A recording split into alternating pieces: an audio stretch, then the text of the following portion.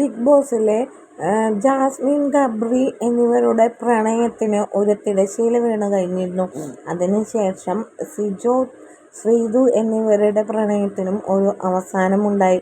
ഇപ്പോഴിതാ അർജുൻ, ശ്രീതു എന്നിവരുടെ പ്രണയമാണ് ഇപ്പോൾ സോഷ്യൽ മീഡിയ ഏറ്റെടുത്ത് കഴിഞ്ഞിരിക്കുന്നത്. കഴിഞ്ഞ ദിവസം ബിഗ് ബോസും അതിനൊരു അവസരം നൽകി.